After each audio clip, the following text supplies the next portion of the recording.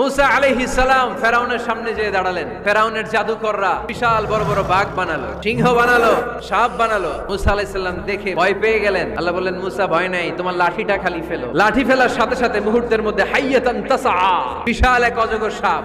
ফেরাউনের জাদুকরদের বানানো সব বাঘ, ভাল্লুক, সিংহ আর সাপগুলো রেখে বিশাল ফানা ধরে আছে। আর সাপ বলতে শুরু করেছে, আর কে আছে নিয়ে আয়। সুবহানাল্লাহ কইতে পারলেন না?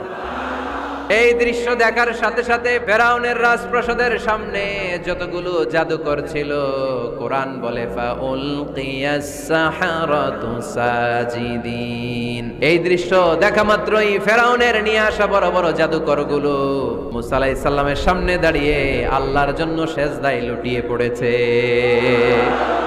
ফাউলকিয়াস সাহারাতু সাজিদিন, সেজদায় লুটিয়ে পড়ে ঘোষণা দিল, আমি ফেরাউনরে মানি না, আমি কোন নাস্তিককে মানি না, আমি মুসার রব, হারুনের রব, বনি ইসরাইল